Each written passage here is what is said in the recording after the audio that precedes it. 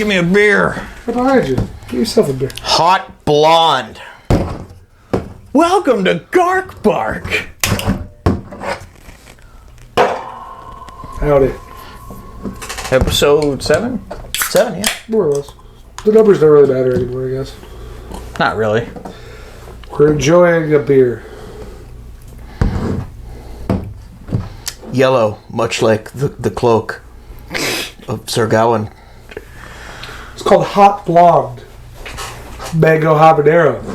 Not kidding. Ha cha cha. Hot cha-cha indeed. Alright, so today we are talking about The Green Knight. Cue the ominous music.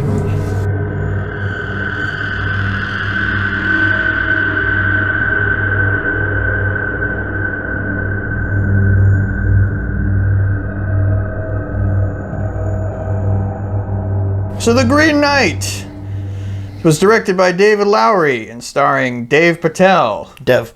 And, yeah, I did that again. Dave. Damn it. So So insensitive. The Green Knight, directed by David Lowery, starring Dev Patel.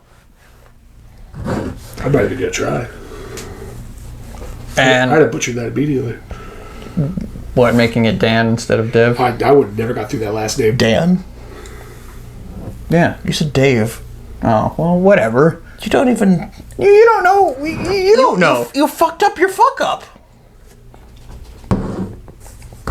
So anyway, I don't know why I felt compelled to take a drink there. so anyway, The Green Knight, based on the old Arthurian legend. So basically, it's Christmas Day, and King Arthur is having a good old time with his knights at the round table, and Sir Gawain, or Hey man, he knows a lot. or however else you say it there. Gawain. Gowan. I was always top Gawain. Yeah. Same here, yeah. Right. I never heard it pronounced Garwin, but anyway.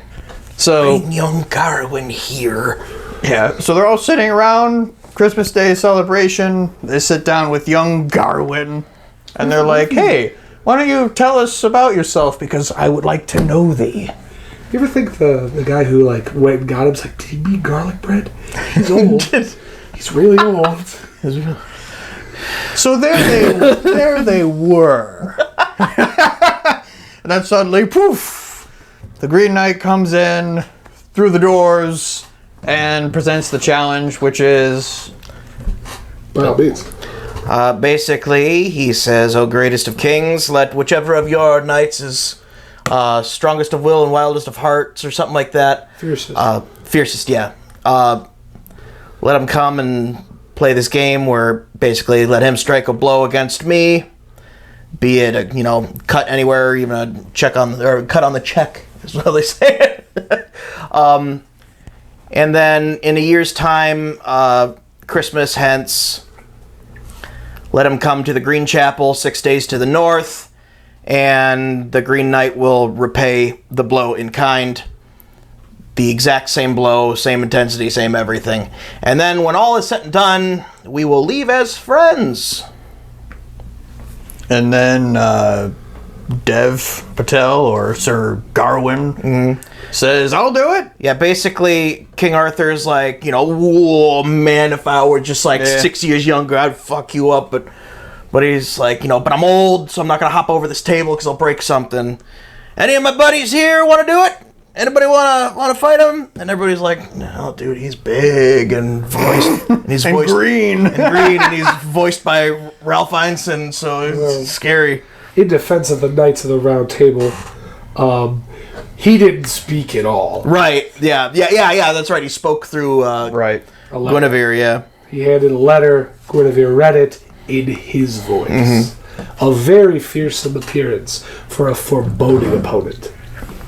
So then Sir young Garwin. So then Garwin, okay. Young Gawain jumps across the table, knocks over wine. Over the cross. Over the cross and a few of the old Celtic runes on the floor and stuff. Goes up and he's like, "I will meet thee." And he's like, "But I need a sword."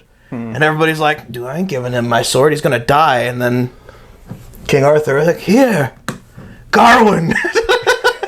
I love that. The story, yeah, I'll tell the story behind that really quick. Go ahead. Okay, so there was an interview with David Lowery recently where they were asking him, like, how do you actually pronounce the main character's name? Because a lot of people say Gawain, like you and I, when we were young, we always heard... That's what I was taught. Yeah, always heard Gawain. Well, you guys, really.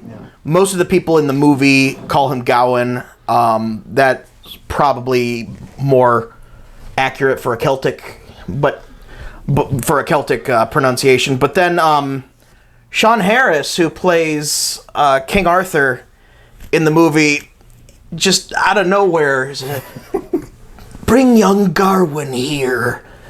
He's got this really cool, almost like quasi-Welsh accent. But he's, bring young Garwin here. And then he keeps calling him Garwin. And in the interview with David Lowery, they're like, where'd the Garwin come from? And he's like, I honestly, I don't know. That was a weird one. Sean Harris usually does a lot of homework and research into his roles, and he just did that, and we rolled with it. So us say Garwin repetitively, that's why. Yeah, but it was kind of a, like, wait, what? Yeah, kind of all of us were like, Garwin. It was a little bit, it was off-putting. But anyway, so he chops the Green Knight's head off. And then... What? Yeah. Well, I'm just going through real quick. So he chops his head off. The Green Knight picks up his head, like, "Hey, I'll see you in a year."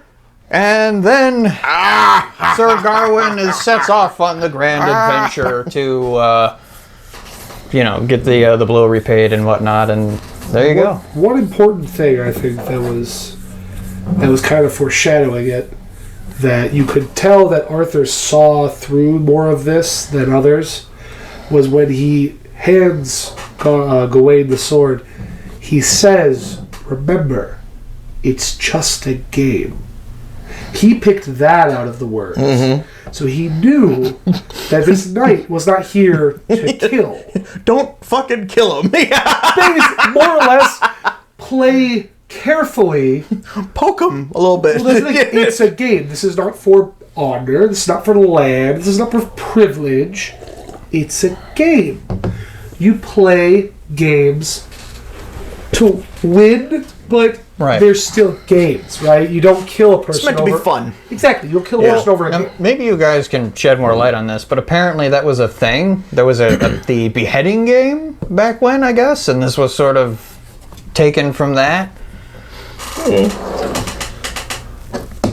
In medieval, I read that there was kind of the anonymous guy that wrote this thing. Kind of went into the idea of doing you land a blow. Let's see if you can land a blow against me. I don't know if it was literally. It was just that was the name that was given. The game itself in the poem, from what I've understood, is based off of they used to have that. It was martial games where it was. Fight to whoever can land the first blow. Yeah. And they win. Maybe that's what they're referring to. It was to the first blow. Yeah. First blow, first blood, or to the death. That's that's where the whole idea of to the death comes from, is a duel to the death. Right. But that's more this is a more morbid version of that, I guess. Yeah. If I remember correctly, in the story, Gawain strikes him so fiercely because he is a knight in the story, and he feels, since he's been called forward, because he's called out, and he feels insulted that he's the one who has to deal with this nobody. So he strikes him so fiercely because the way he says it, "I will repay it in a year," as if his blow is so meager. Right. It's the idea that, in the game, it's, let whoever try to land a blow against me. And it even says that specifically, let him try to land a blow against me. Like, this is going to be a difficult challenge. And so Gawain comes forward, and then the Green Knight sets his axe down and kneels down to the ground and just smiles at him. It's mocking him. It's goading him to try and kill him. And it's an insult. It's a grievous insult, because it's supposed to be a challenge of martial prowess, and it ends up being this, like, oh, well, you can try and kill an unarmed man, because that is another thing. Killing an unarmed man is directly against the chivalric code that knights lived by, and that's what that would be at that point. And then he even leans forward and bares his neck, like, "Come on, buddy, you know you want to do it." So that's why he finally was like, "Fine, whatever, we'll do it your way, asshole." And Right. Let all those remember what happened here today. Right. As in, he's not a coward for striking this man down. The man did it to himself. He called the challenge and then acted a fool. Yep. So that's kind of the... I was just interested because I had read it was like based on or whatever, but I don't know. Yeah, I've never heard of some sort of beheading game. Then again, I've never heard that, but it could have been. Yeah, it could have been. I don't know. Anybody want to look it up really quick or not press I'll look it up. I'm actually curious now. Yeah, I'm curious too. Because when I was reading about the poem, I guess, because it's like a series of poems, isn't it? Like that they kind of. I've never actually read it. I know you guys did. Well, a lot of the old stories are poems, so that way they're easy to remember because a lot of things weren't written down. They were told through story and lyric. Yeah. And often people would add their own lines to the story. So it's this oral history. Oh, okay. Like Beowulf. Okay, so a beheading game is a trope or motif of medieval romance. So it's not an actual thing. It's not an actual thing. Yeah. It's sort of romanticized. So it's literally the same example where two characters exchange blows that would decapitate the other. It even says the most famous example of this is the poem Sir Gawain and the Green Knight. Perfect. Oh, there you go. Going into this, I had seen trailers and stuff, and I was like, well, that looks interesting, and, what is this? I didn't know, I had never read the book or the poems or any of that stuff, so I didn't really know what it was, and it immediately piqued my interest. Yeah, I'm jealous of you, because you went in, cold. I went in cold, so I had no idea, but from the trailers, it kind of just gives you the brief summary, like what we just said about you go, hey, if you get the blow against me, and then, well, a year from now, you got to do it. Yeah. And so then we went in. I watched it. I've seen it twice now. We've both seen it twice. And the first time I saw it, I was, I guess, a little bit disappointed. And that's because I guess I just got frustrated with it because I felt like it didn't go far enough. It wasn't weird enough. There wasn't enough adventure stuff. But then I saw it a second time, and I was like, okay, yeah, all those kinds of things that I had against it kind of went away. I still think it didn't really go far enough. I don't know. But again, I guess I'm comparing this to other movies that probably shouldn't be compared to anyway, like The Lighthouse. And the reason I bring that up is because not only was it distributed by A24 or whatever, but it's an independent movie, which clearly has a writer-director stamp on it. Like, that's that guy's movie. Can't remember his name. David Lowery. Yeah, well, him, yeah, but also the director of The Lighthouse. Do you remember? It's on the tip of my tongue, too. Yeah, I can't remember. But anyway. But anyway, yeah, so we're going to talk about The Lighthouse on this show at some point, but because it's amazing. But that just went full on, okay? That would Robert Eggers. Robert Eggers. Eggers, yeah. Eggers. Oh, that only had a $4 million budget. He also did the Vivitch. Yes. And he's doing another one right now. He's filming it's gonna be about Vikings and. I thought he was the guy doing Goat. Or Lamb. Lamb. Yeah.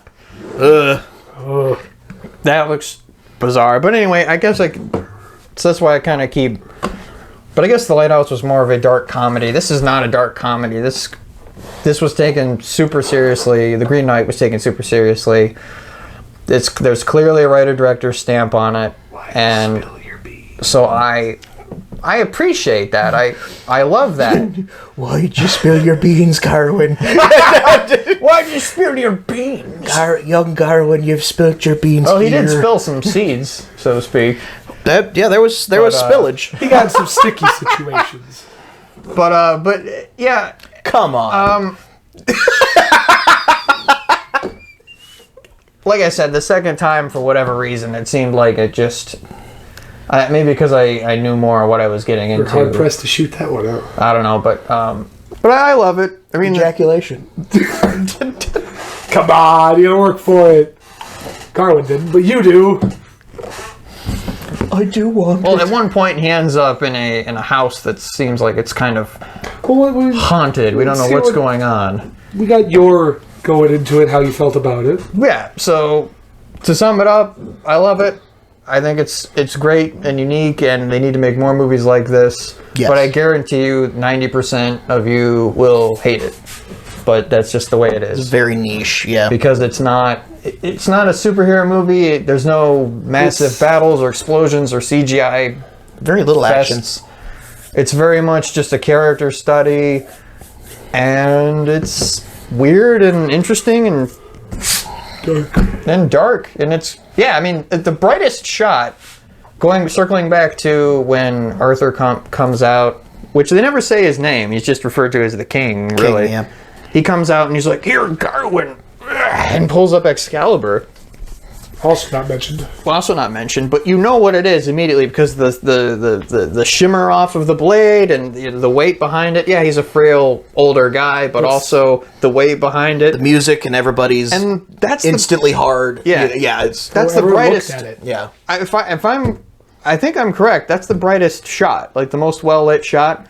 Is when he first kind of comes up with... they're looking, well... I would say that, and then also when he's going up to the Green Chapel and everything's really yellow. Yeah. But that was kind of like exploding with light and color.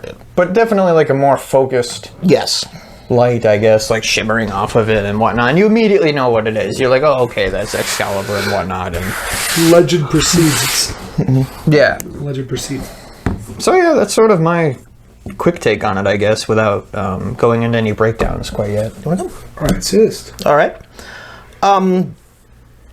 This film, for me, was a visual masterpiece.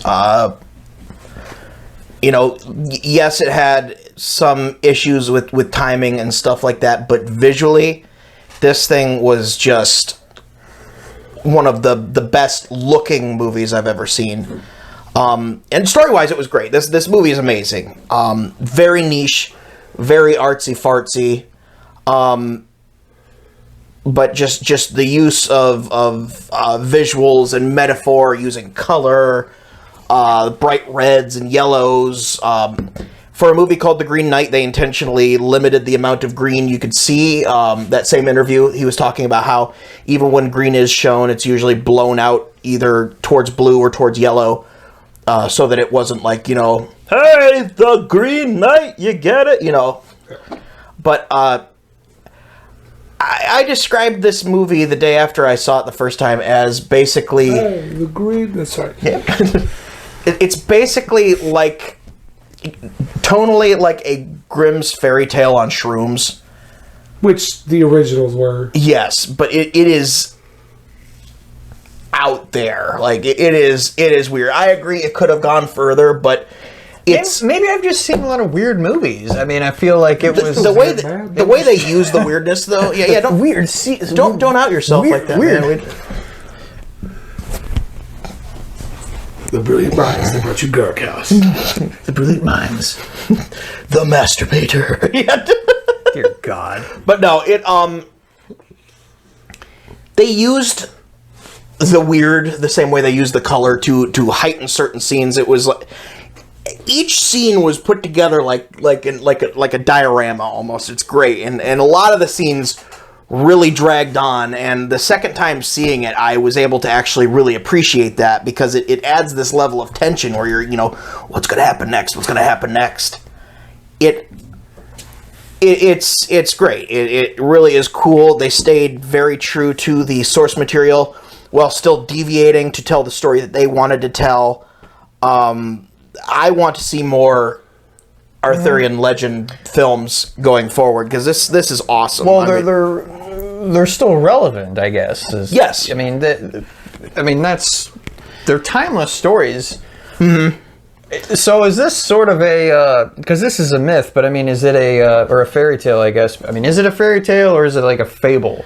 Because a fable is like questioning morals and stuff, right? Like you're supposed to learn something, which you do, I guess, or he does. In Arthurian legend, there are lessons to be learned, but they're not explicitly like they want to end with, and this is why you should be virtuous or anything like that. a lot of them almost read like parables, like in almost a biblical sense, because you have King Arthur, who's your Christ figure, who's the pinnacle of good and right and all that. He creates a system. He creates the system. He is the head of their chivalric order.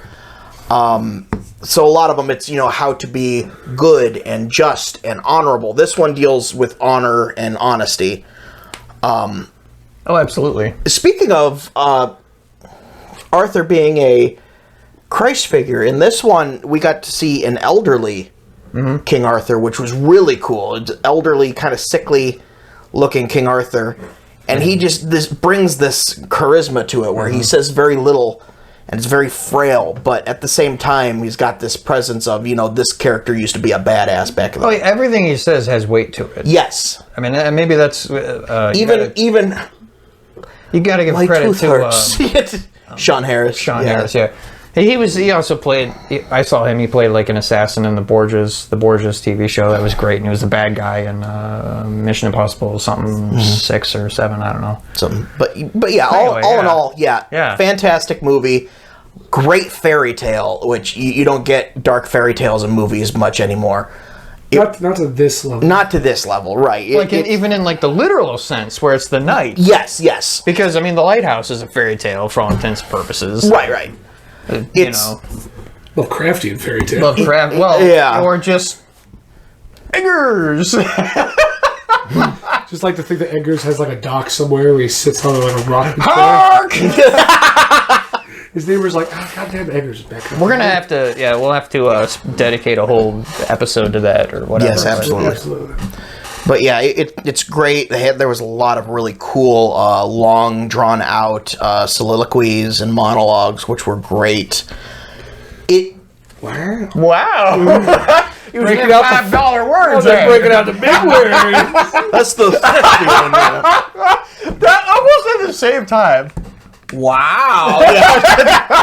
But no, it was they brought out a lot of those classic tropes from like the classic 50s.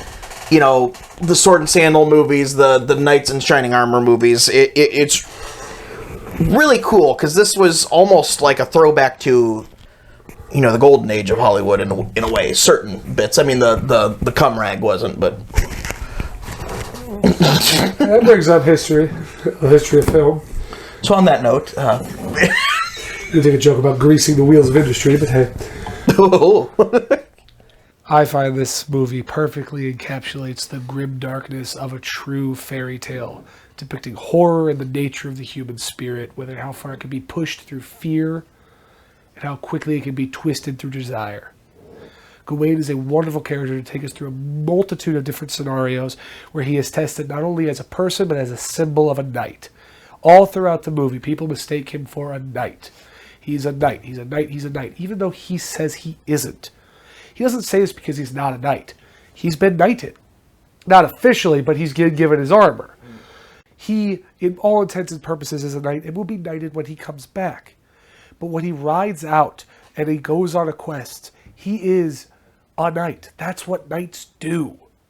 So that's why people mistake him for it. And that's why he keeps denying it, because at the very beginning he said it. He wasn't ready. And in truth, even at the very end, until those final moments, he wasn't. He had to go on his hero's journey. He had to become the symbol that he wanted. The whole test of the Green Knight was basically beware what you want, because you might get it. You want to strike me? You want to stand up? You want to be a big knight? Yeah. You want to be fiercest of heart? Step forward and you will be. And when he got it, and when he got the recognition, the armor, and all the things, how do you think he felt in the middle of the woods eating mushrooms and vomiting? Is this what knights are written about? Robbed by kids on the road? Yeah. That's a really good insight into that. That's bravo. deep and profound. It's good beer. So was that monologues? I greatly appreciate this movie, and I think it is an honest masterpiece when it comes to storytelling, and it should be an example for pacing. There are so many scenes broken down because the story is about Gawain reaching his destination, even though it is the last thing he wants to do. So every situation is drawn out, not because the situation calls for it, but because Gawain is hesitating. He's halting in everything he does. But by doing so, he makes the situations more awkward, more tense, more dread-filled.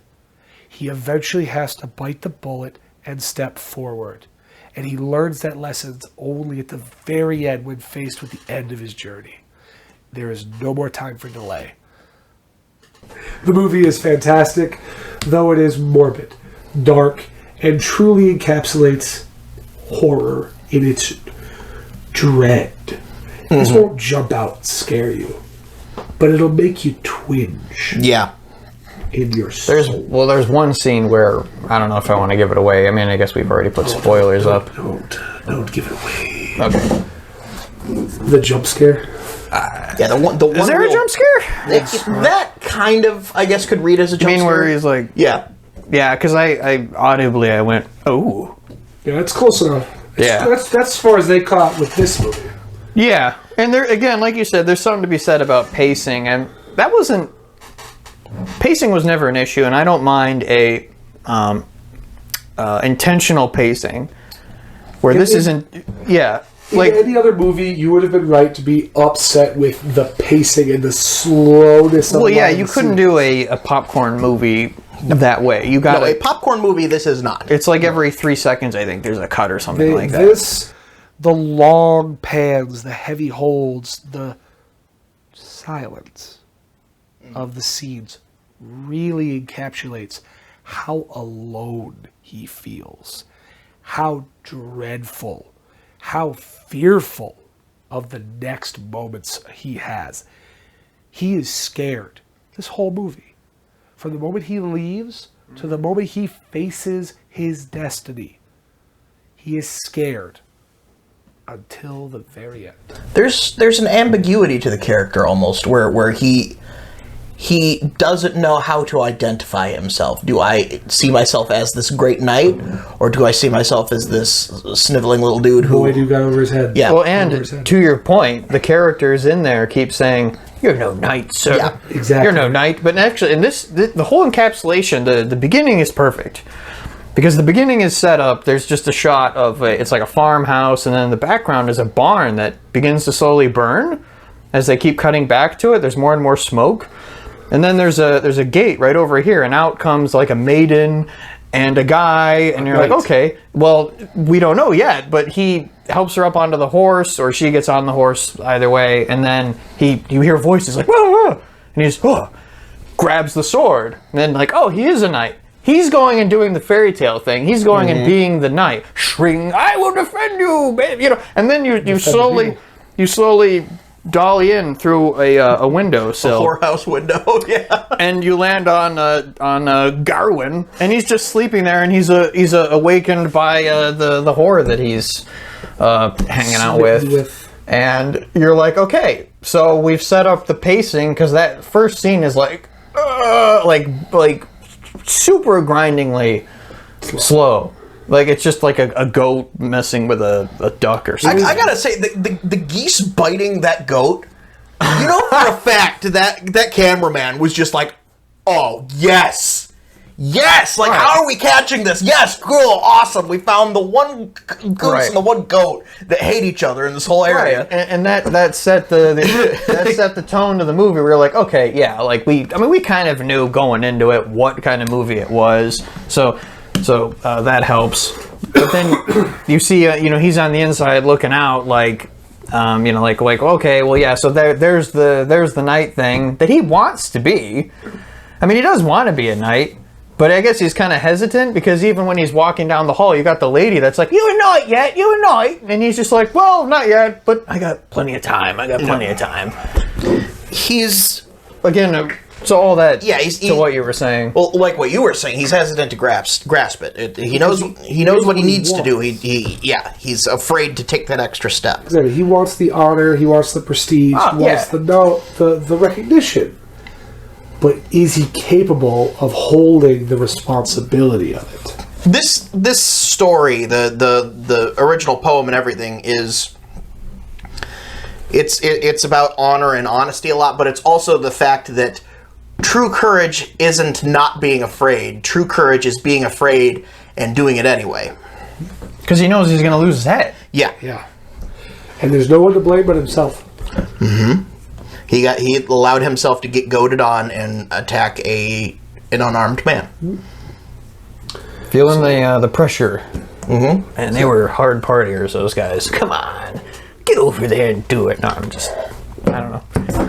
So off he goes on his adventure. Young Garwin, cut his head off. Young Garwin, cut it off. Cut his head off here. He looks like a tree. Which can I say really quick, is on purpose. Oh, yeah. Because it's like what you were saying at one point. Like, I mean, as Garwin is going along, he passes by a bunch of guys cutting trees down. They're cutting the trees down, the forests down, and then goes into where the magic is. And you got something to say? I was just going to elaborate on what I had said with that. You go ahead. You were covering. Oh well, yeah. That's just kind of parallels with, and maybe Tolkien took inspiration from that or something. I don't know, but he took a lot of inspiration from a lot of different. Yeah, well, he actually did a translation of Sir Gawain and the Green Knight. Yes, actually, he's one of the few who has a distinct translation of it. And that's the one that I started the audiobook of. But well, anyway, yeah. What I was saying was like, so you have Saruman the White in Lord of the Rings. That's like, well, you know, the forests will burn, the old world will burn, in the fires of industry, and they're cutting the forests down. So that's just kind of I'm just saying that's kind of like parallels. And then you have Treebeard, who looks like a tree. The Green Knight, who in this looks like a tree, which is great. Anyway, the color green is chosen specifically. It's believed by Arthurian scholars that green represents both life and death. The circle of life. It's the natural order. It's the color of the world. It's the color of nature. The Green Knight is supposed to represent that as a whole. Truly honorable, indomitable. It's just a force of nature. In harsh contrast to the devout and very single-line Christianity of King Arthur's court, that is the civilized world, I guess I should say. The civilized world, it's there's no magic, and then you go into the woods, where it's that pagan spirit. It's green. Like, it's green, it's natural and nature, and that's where the magic lies. And it's that the story is, you know, you have a fish out of water from the civilized world going into the lion's den to fight nature itself. And it's that juxtaposition. This whole story, it's all dichotomy and you know, it's all a direct versus. It's never like this represents, you know, a whole span of things. This represents one thing in opposition to another. It's the lack of magic versus magic. Christianity versus occultism, paganism, civilization versus nature. It's everything is very opposing, and it makes for a hell of a story. Well, subtextually, like it's never like really thrown out there, I guess, like in your face. That's the other thing I appreciated. Nothing was heavy-handed. Nothing was pounding you in the face. It was there was one heavy-handed scene, in my opinion, to the representation of the opposing Christianity and paganism, as if your beliefs don't carry here, boy. It's when he gets robbed. He has a shield that has a picture of Saint Mary. Yeah, it's Virgin Mary. Yeah, Virgin Mary. And the kids that rob him jump on it and shatter it. Something that was seen as sacred, that was supposed to guard and protect him, falls victim and shatters to the weakest of this forest. Mm-hmm. Yeah, just some like scavengers, really. They're exactly like guys running around the woods, and it shows you it has no power here. Like that's how I took it. Like you're kind of everything is up for interpretation, especially with these types of movies. That's done on purpose. Also, that's cool. Did you notice that in the natural world, so to speak, the civilized world? Well, Camelot, I guess. Yeah, the lighting is very normal. Mm-hmm. the lighting gets funky. Flat, I guess, even? Flat, yeah. The lighting gets funky when there's magic. So with the ghost house, there's the cool lighting in the background. He's in the pool, you get the bright red light. There is one example of magic in the civilized world, and that is Merlin. Yeah. And that's when he does the, like, you know, King Arthur looks over when the Green Knight comes in. Oh, yeah. He looks over at him like, what's the deal with this? And Merlin just goes, oh, and like, bright red light, and then looks at him and he's just like, bro, no, you don't want nothing to do with this shit. I think it was more like he means no harm. You know, he's this man coming down. That's kind of how I took it. Like, I've sensed him and he's fine. He means no ill will. Okay, see, I read it as, don't do it, you would be in danger specifically. You're too old for this.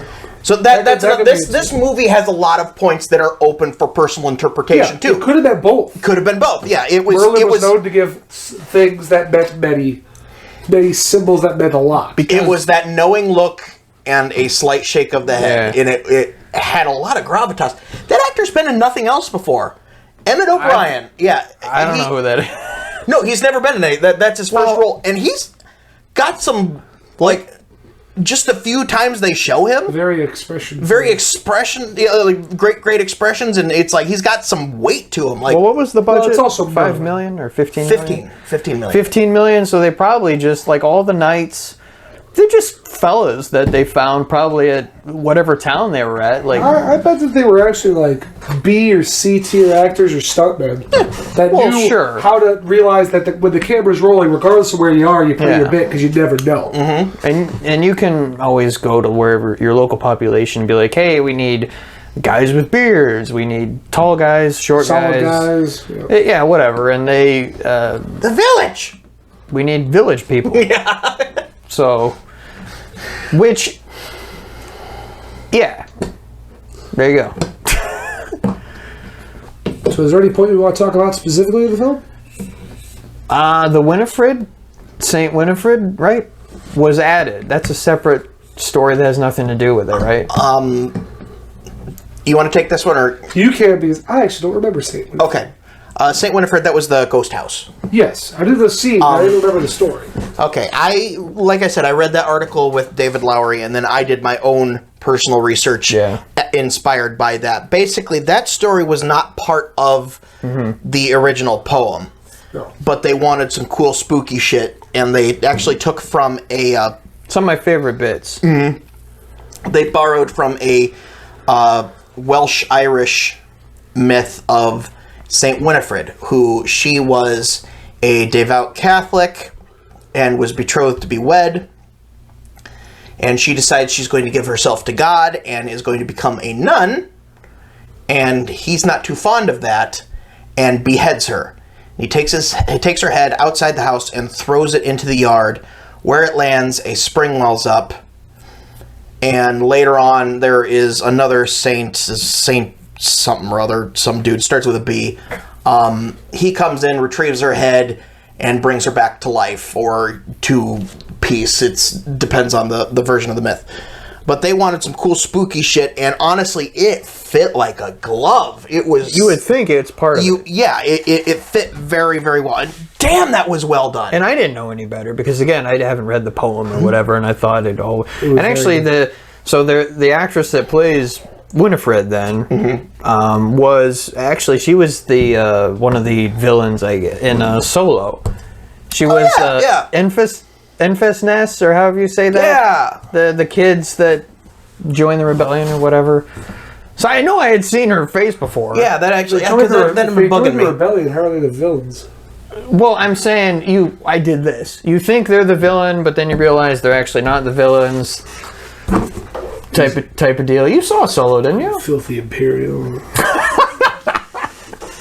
But yeah, that whole scene, that whole bit of the film was really well done, and it's genuinely spooky and like unnerving the whole time. It's foggy. And it's not. It's foggy. There's a eerie greenish yellow light coming up from behind the house. It kind of reminded me.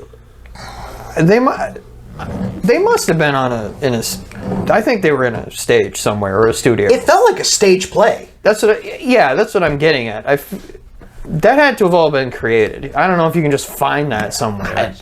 Maybe. I mean, maybe it was real woods because of the budget, but I don't know. But it's dark and brooding, and it creeps along, and it is genuinely the scariest part of the movie, in my opinion. And there's not a single... one small jump scare when he looks down, and we've already done spoilers at this point. Spoilers, if you don't want to be spoiled, go watch the movie and then come back and watch this, and don't forget to check out the rest of our movie reviews and our videos like Baxter and the General and the Plague Doctor and stuff. The links are in the description below. They all have cool thumbnails now. Yeah, we'll put like three of them down there. I've put links before. But yeah,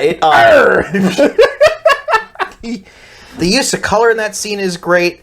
When he's down in the water, that bright, like, even you hear the red light turn on, and we just...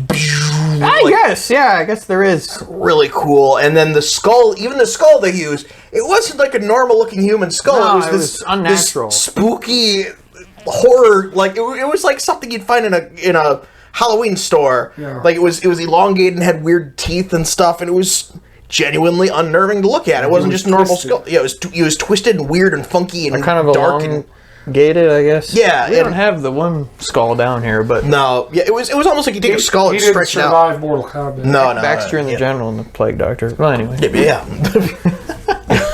It's just what does this have to do with anything? But it was genuinely unnerving without being outright scary. Please don't ruin my picture. I'm saving the review. He doesn't like the Plague Doctor. He doesn't like, I don't know which camera. He doesn't like the Plague Doctor. But yeah, it's genuinely scary without being outright in your face, like Together slasher horror. We have the trifecta when it comes to the Plague Doctor. He is the Plague Doctor. You're neutral on the Plague Doctor. I don't care for the Plague Doctor. Together we came out with the correct decision. Beer neutrality? No, I'm still... Yeah. But yeah, genuinely scary without stomping it in your face. It's not a slasher horror. It's legitimate, like, just genuinely unnerving and makes you uncomfortable. It's the kind of terror that you're filled with dread. Mm-hmm. It's not startling. It's unnerving. The way I can represent it is if you see a loud bang and you react to it. That's a normal horror movie. This is that subtle popping, growling, rolling noise you hear when you're just about to fall asleep. The subtle creak that reminds you of a door opening or a chair sliding, and you know it shouldn't. This film is the "we need to talk when you get home" text while you're still at work and you still have 8 hours left. The thing that makes your gut drop. Yep. It makes you, the rest of the time, you're just, like, dwelling on it. Like, oh my god, this is... Which is why I think the stories, when they break off to the kids getting involved, the saint, the fox, all the other things he runs across, they kind of remove us from that impending dread. Mm-hmm. Because we're not paying attention to, I'm going to my death. It's all distractions. It's a distraction. Yeah. So when we go back to the trail, that foreboding creeps back into our mind. Done perfectly since it's at night. Mm-hmm. The hunter's house. He reaches the hunter's house, and I know there was some deviations I found out from you guys. From Lord, what in the story he actually has a name. Lord something or other. Yeah, Lord. No, Lord, guy who should play Santa Claus at some point. Yeah, Lord Joel Edgerton. Oh wait, Lord, Joel. What is it? Edgerton. It is him. That's his name. Mm-hmm. Yeah. Well, he also did. He played Uncle Owen in the prequel trilogy. Well, that's the actor's name, is what I was saying. That's I know. Okay, yeah. I'm saying he played Uncle Owen. Yeah. And he's gonna come back, I guess, in the Obi-Wan Kenobi show, which is going to be great. So, but anyway, he should play Santa Claus at some point because he'd be great. He's very like jovial and jolly in this one, and he smiles with his whole face. Yeah, his whole face. Like, I haven't seen him in too many other movies. I've seen him in Black Mass, which was the Johnny Depp gangster movie. If you want to try to It's So anyway, the name is it? Yeah, it's Lord Bertolac de Hautezart. Huh. Sure, it made a lot more sense back in those days. So in the movie, he doesn't. There is no name, right? Nothing's brought up. No, he's just the Lord. It's just the Lord. Because he stumbles into the. And he's arrives past have out. breakfast. Do this. Do that. And I guess we could get into like deviations and some of the stuff here left kind of ambiguous. I think does the film a disservice when I actually found out what some of this stuff was actually about. Yes, but in a way they But like yes and no, I guess. yes and no, because they cut out. The reason why it's kind of ambiguous is they cut out a huge section of the poem, which is literally just Lord Bertolac or whatever hunting. Like the poem follows him for a while, and he goes out and he hunts this deer, and then he gets it and he brings it back, and his journey out there and his journey back. And this one, they literally just have him come back with the deer. Because we stick with Gawain the whole time. Exactly. They didn't want to deviate from Gawain. Right. So just to clarify, Gawain he's traveling from the haunted house, and then He's tripping on shrooms. He's tripping on shrooms. He runs into giants. We should talk about the giants really quickly. Giant ladies. Were they all females? They're all females. They were huge, almost. I mean, some of them. Yeah, right. Some of them look kind of almost like. Sorry, who has to fix that sound file? I'm sorry. Giants. Oh! Dear God. Are we back at Bigfoot hunting? That's you. I believe that they were a representation of the mothers of the earth. Ooh, I like that. Some sort of Celtic symbolism Symbolism, yeah. for like Mother Gaia. I can't say specifically because I don't know enough about Gaelic storytelling tradition and symbolism. I like that though, because they almost had that like stony looking skin too, almost like they were a part of the mountain. And they were all female, and they were all traveling, Moving away from the land that is being encroached upon. Exactly. Yeah, all right, yeah. Leaving I like it. where Camelot was. Oh, like a Mother Nature, literally. Escaping. Fleeing civilization. Oh, which goes back to the whole. All right, I didn't get any of that. That's we're really good. Burning the forest down type of stuff. Were you watching? No. We were just watching it, having a good time, watching Gale I and guarantee when those stone ladies jizz all over a green belt. I guarantee your reaction was both of you was the same when those stone ladies came on board. You're like, oh, wait, they're naked. No, we did this. Yeah, we both looked at each other like, what the hell is this shit? And then it was definitely some like, hey, boobs. And then Stone. and then the ooh, and we're like, Well, that's another thing. The wolf can speak to them because they're a part of nature. And since Gawain was a human, he couldn't understand it. he couldn't understand it. Oh, you mean the fox? He couldn't understand what they were saying because Gawain, like the rest of those that lived in civilization, have cut away from their natural roots. This movie had a lot of moments that made us really just kind of go like, what the hell? Yeah. I think the moment are confusing, but as you dwell upon them, you start to learn more of the symbolism and their importance. So that. Yeah, back to the house. Yeah. So then it's pouring rain, and then he reaches a house Castle, or a castle, really, and bangs on the door. The door bursts in. He falls in, and then it's just the Lord. His face so hard on the floor. He just falls flat. I mean, it looked like he actually did that. Like he hit his face hard, and I know they added in sound effects, but it looked like he was beating teeth off the freaking ground. Yeah, and then so the Lord, welcome, my friend, and then smacks his face, and then we're in this weird, creepy house, which is full of stuff. oddities and wonders long since thought magic. The differences really between the poem and the film, a lot of them were very heavy-handed in the, well, not heavy-handed, but very obvious in the castle scenes. In the story, he arrives to the castle and the Lord takes him aside and says, listen, I'm going away come the new year. So while we're here, let's play a little game, which happens in the film as well. But then he says, I'm going to go hunting for 3 days, and every day that I come back, I'm going to give you the best of my bounty, basically. And then while you're here resting, you will in turn trade gifts with me and give me what you receive here from the house, because my wife is a harlot and a skank and a hoe, in so many words.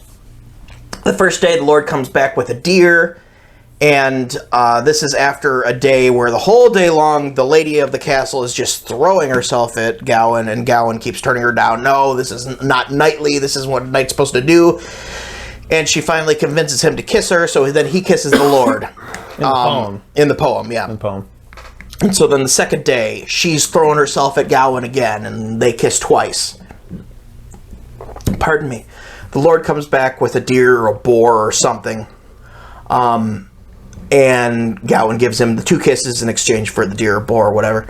The third day, she keeps throwing herself at him and, like, gets him that close. And then he finally turns her down. They kiss 3 times, and she gives him a green sash or belt or girdle. The third day, she gives him the belt and everything and says, so long as you wear this belt, no harm will come to you. And he accepts the gift because he is legitimately afraid for his life because he beheaded the Green Knight, and he knows, oh, he's going to cut my fucking head off. I'm not a magic tree demon like this guy, so, I'm going to die. So he keeps the belt. The Lord of the castle comes back and gives him a fox, and that's where the fox from the film comes from. They just expanded the fox's character. Gives him a fox as his bounty from the forest. Gawain gives him the 3 kisses he received, but not the belt. And the Lord says, are you sure that's all you want to give me? Are you sure there's not something else? I think there's something else. He says, no, sir, that's it. Okay. It's not knightly to lie. No, I'm serious. Okay. Fully knowing. Mm-hmm. Which, that actually ties into the scene at the Green Chapel, so I'm just going to bump into that really quick. So when he leaves there and he goes to the Green Chapel, the Green Knight takes his first swing and Gawain cowers away and flinches. If you flinch, sir, that's not very knightly. Pussy. Then he takes a second swing. Did I flinch? Yeah, exactly. Then swings again. Did I flinch, sir? He cowers again. Did I flinch, sir, when you did the same thing to me? No, I took it like a man with a big dick and big balls. Not a little tree dick. Yeah, not a shrivelly little shrimp dick like you. I got a big tree dick. And so then the third time... Poison ivy dick. Poison ivy dick, yeah. Third time he swings and actually connects. And because Gawain is wearing the green sash, he does not come to true harm. But the Green Knight basically says, but you're still a pussy for wearing the sash. And leaves a nick on a gash on his neck. It's a real small one. As just teasing him. Yeah, teasing him, basically. But, yeah, you were a pussy, but hey, you beat the test, you came anyway, so good for you. Reveals himself to be the Lord of the Castle, and says, by the way, Morgana Le Fay, the king's sister, possessed us. His mom? Made us do... Well, she's not his mom in the story. Oh, not in the poem. Not in the poem, no. Which they did that to give her a bigger character. Because she just shows up at the very, very end in the poem. She's just like... That confused me. Right. Like, when it was his mother, and then they were doing the comments, I'm like, isn't she... I was like... Yeah. Well, and then further to that point, in the movie, this belt was made by her, by his mother, King Arthur's sister, and he wears it the whole movie until it's stolen by the kids, the scavengers rather, in the woods, and then he gets it back when from Lowbag. Now we're in the castle that we're talking about, and the lady there, which the lady looks like the woman that he loves. Well, we're assuming he loves her. He loves her. I mean, I guess he did. His girlfriend, whatever. His beloved. His betrothed. Back home. He doesn't want to marry her, I feel, because he thinks he's going to die.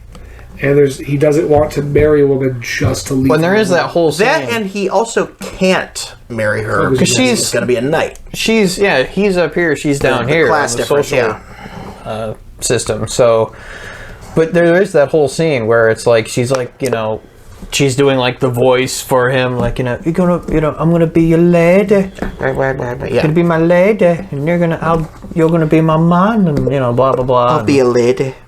Gives him the little bell, which he loses right before the house. No. The lady of the castle actually pulls it off his neck. Yeah. Does she? Mm-hmm. Oh yeah. I remember him dropping it. Sorry. Well, he did drop it. He did drop it, but he finds it. Which brings me back, circle around to the point where the lady of the castle is the same actress and looks exactly like her, which again goes into your temptation thing, where it's like, which I mean that's obvious, where I mean I guess that, but it's still not beating you over the head. I guess it's not, but it's. I thought that was a really cool twist.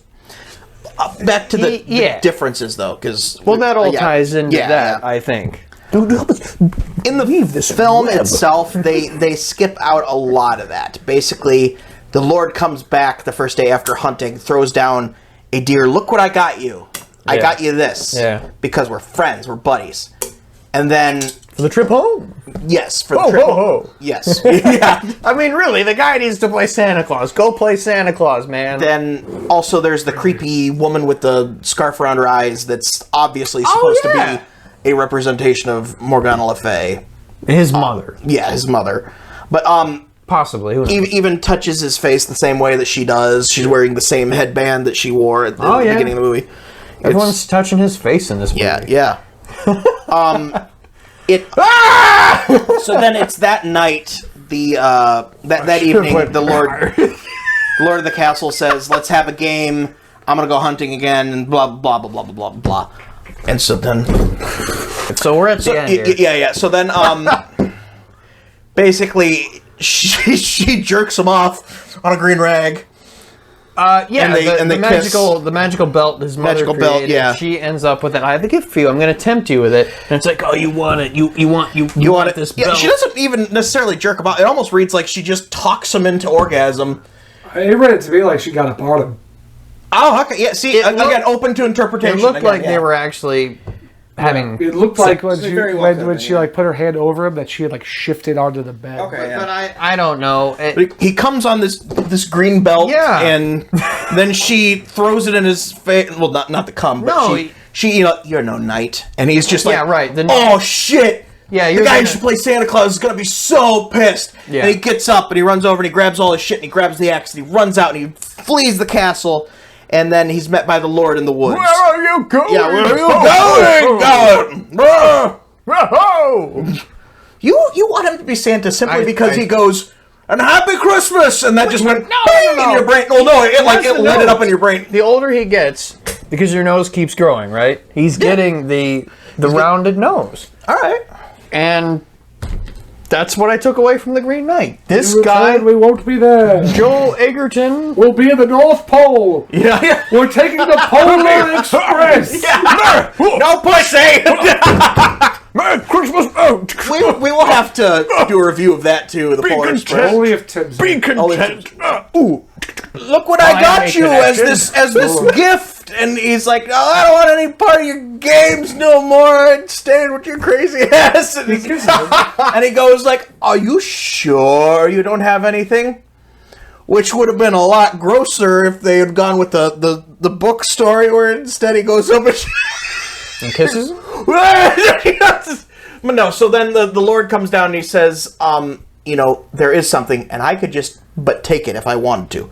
And then kisses him full on the lips, which out of context was really awkward, but it was worked. It was really awkward, and it came off as kind of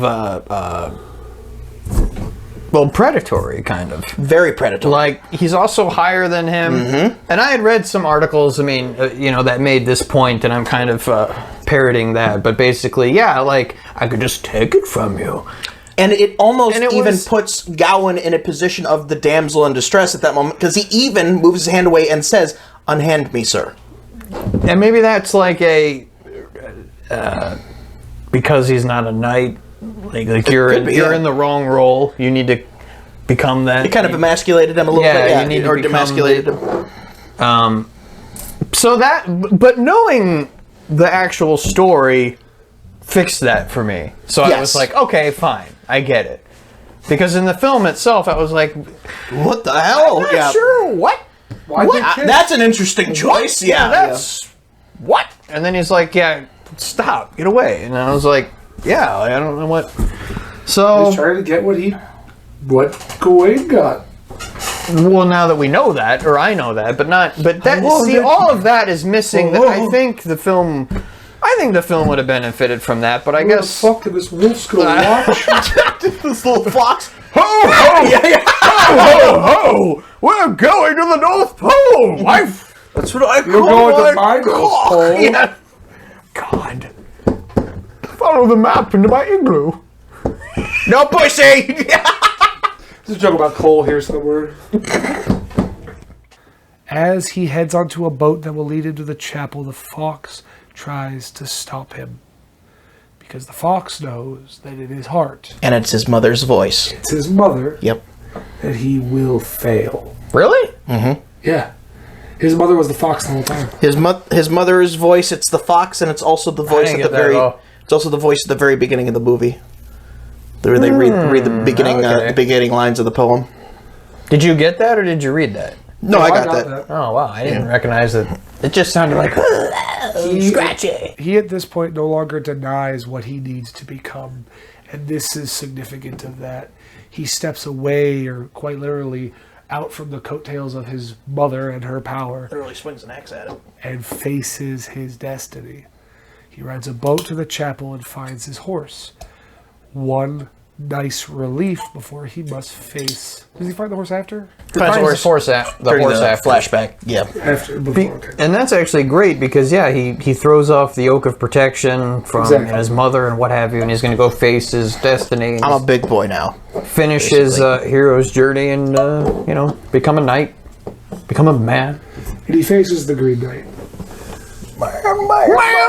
Man. After that, we're led to one of the best sequences in the movie. A series of eerily silent portions that go through the life of Gawain after the events of the Green Chapel. Yeah, the montage.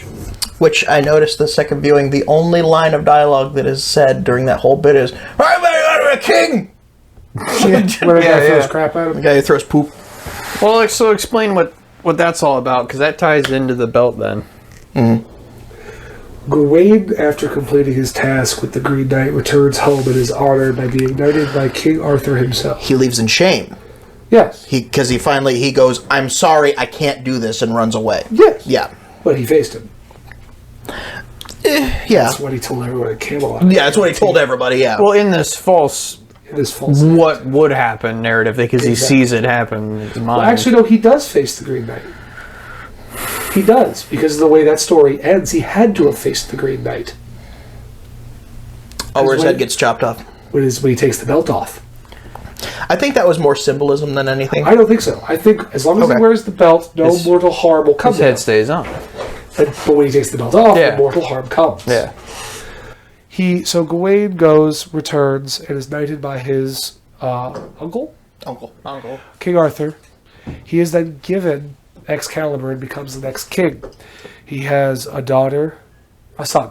He has a son with the woman in the beginning of the movie, but leaves her and has Merlin take the baby, as he cannot be wed to her from his stature. He then weds a foreign princess, and we learn that he is still wearing the belt. The princess goes to remove it, and he stops her, all in silence. Time passes, they return to a battlefield, where Gawain's son has been slain. He rides home to the people hating him, and then eventually it ends on a picture of him in his keep, with his family being scurried away to safety. The enemies knock on the gates, Literally busting in. busting in, rocks are there. falling. Knights are charging. He reaches under his shirt, through it, and removes the belt that had protected him for so long, sickeningly stuck and fused to him, like one would pull off a lesion or some odd growth. It sounds like, and looks kind of Sounds like intestines. he's literally pulling his guts out. Yes. And with that, his head falls to the floor, finally facing the destiny that he created. He realizes in this moment, as it snaps back to the Green Chapel, that no matter what he does in this moment, he will have to face it.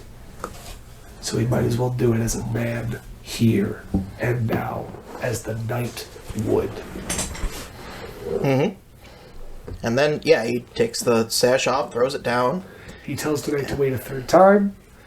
This time is to make it fair. Says, I'm ready now. And the knight squats down and says, "Well done, my brave knight."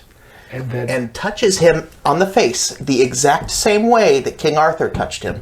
And then goes, "Now, off with your head."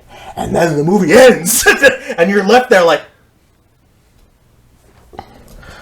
It's a cool ending. I feel it's important because it doesn't matter what happens after that. Mm-hmm. Gawain did what he set out to do, and he was ready to accept the ending no matter what it could be. Mm-hmm. I think that was the point. The point was he was now ready. And if the movie was about to end right there or go on for a sequel, Gawain didn't care. Mm-hmm. Neither should we. Yep. The story was about Gawain finding his courage. It's an ambiguous ending, and I like that. Would I recommend this movie to other people? That depends. If it's a person who has a vested interest or a deep passion for Arthurian legend, absolutely. If it's Literature, even. Yes. If it's a person like us that likes the weird artsy-fartsy art house movies, the slow, the not popcorn movies, absolutely. If you're somebody who likes the use of bright use of color and that appreciates a movie for the pieces rather than the sum of its whole, rather than as a sum of its parts, that you can appreciate the smaller parts of it, absolutely. If you are a fan of stage play theater, yes. I can see that. So let me help you summarize. If you like Fast and the Furious, don't watch this movie. No, this is not for you. It doesn't have enough like bam, bam, bam, bam. Marvel, this is not. This is not your normal run-of-the-mill summer blockbuster movie. It is not. This is a slow, at times monotonous, but very cohesive movie, and it is a hell of a lot of movie to take in all at once. If you're looking to just spend an afternoon in the theater and watch a fun movie, you'll leave the theater exhausted after seeing this movie because it is so much movie. All in all, if you're a person who has interests similar to myself, though, see it because you'll love it. I loved this movie so much. It's so good. What do you think? Last thoughts, would you recommend this movie? I would recommend this movie to anyone who wants to hear a story, not one told quickly through quick snapshots, but much like a poem. It is told in a deliberate way, and only do you get the best message when it's done in that deliberate way. It's maybe slow at times, long-winded at times, but this is all important to represent that journey. It is a great film. I think anyone can appreciate it. As long as they go in with the correct mindset of just like reading a book, you have to pay attention. Mm-hmm. If you get people that are staring at the screen and not listening to the words necessarily, just reading the screen, then you won't pick out as much of it. And I can understand why they wouldn't like it nearly as much. Because this is, not to say this is an intellectual movie, but rather it doesn't try to grasp your attention every 5 minutes. It does no gimmick of screen switching or appealing thing coming on screen every now and again to keep you like, hey, hey, hey. If you want to pay attention to it, it's more than welcome. It's a cerebral film. I wouldn't call it a cerebral film, because the idea that there is some that all films either are cerebral or non-cerebral, at what point does a movie not require anyone to think? If you watch a Fast and Furious movie and don't pay attention, you still won't get it. You know what I mean? I just don't like that kind of to me, it's kind of gatekeeping. Like, I watch cerebral films. That's You know, very it fair. sounds very Actually, posh. You're very right. This movie is not going. It's not like you don't have that one character that runs up and goes, What's going on? And goes, oh, he's going over there now. Yes, this movie You're doesn't not spoon-fed. No, it doesn't spoon feed. Yeah. It doesn't try to pull. It doesn't intentionally do things that are like, come on, we're going this way. Follow the movie. You can follow it, but it's up to you to follow it. You know what I mean? So basically, I would not recommend this movie to everybody because I feel like, again, Not everyone is cerebral enough to understand this masterpiece. Unless you're, a couple of neckbeards hanging around, sitting around a table in a basement with green lights and you're talking about it in front of cameras. I don't know. I try so hard to grow it. It never. Okay, stops. no, in all seriousness. Okay. Wait a minute. This is a better way to put this is I want people to see this movie.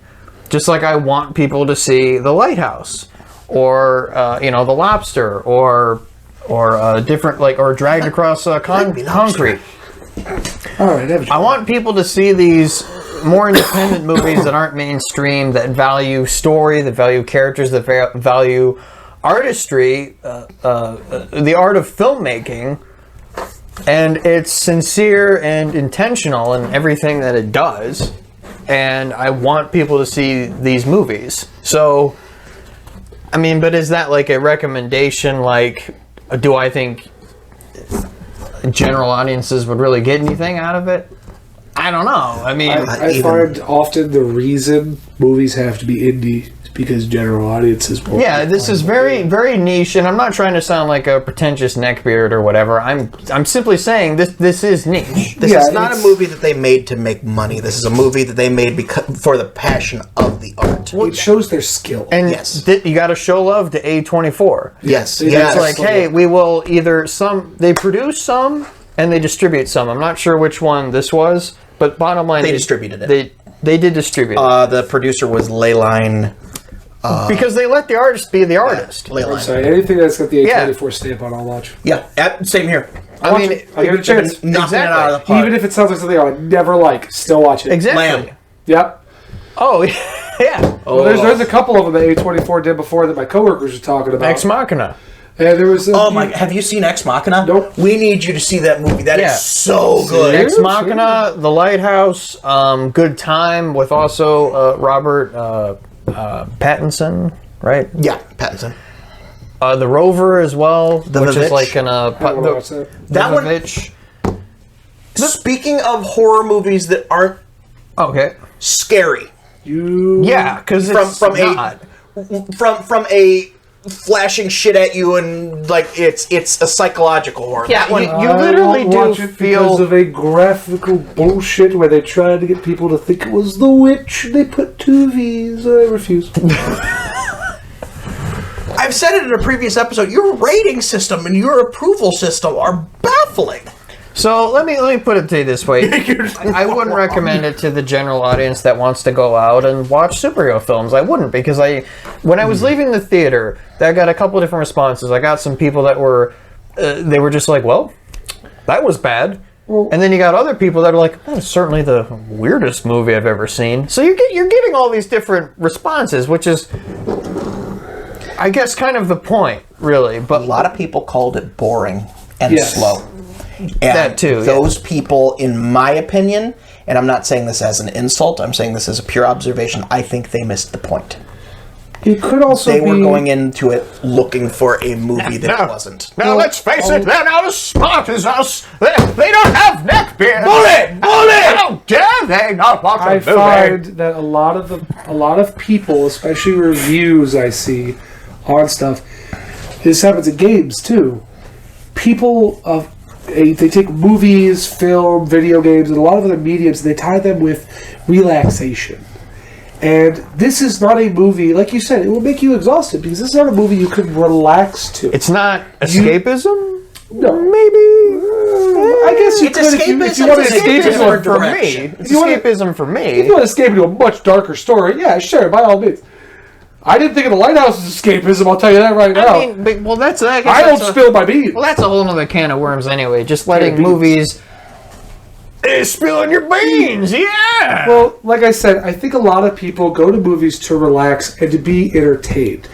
Would I say that this movie was entertaining? Honestly, less so than most movies. Yeah, it's not It's like not entertaining in a traditional sense.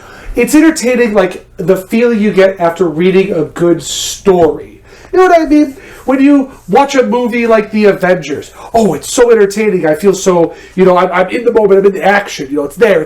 I'm excited. I've been entertained. But then This movie is not a fun romp. But then That's the thing. Yeah, it's fun in a different you way. have a good time in the theater watching a Marvel film.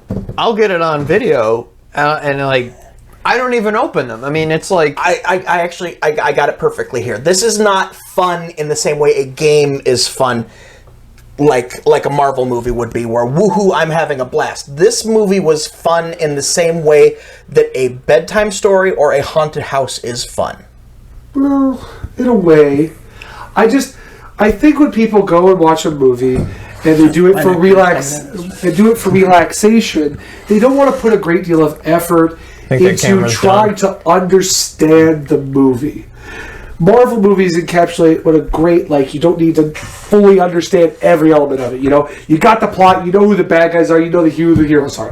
That's as deep as you need to get, and you just watch the rest happen. There was no bad guy in this movie. That's the thing. In this movie, you really have to think about the concepts, the overarching things. That's a good point. So, when I said... Who's the villain? Himself? Himself. It's his own fear. Exactly. He needs to get out of this. If you were going to rename this movie, it'd be Sir Garwin needs to get out of his own way. It'll be Garwin and the Consequences.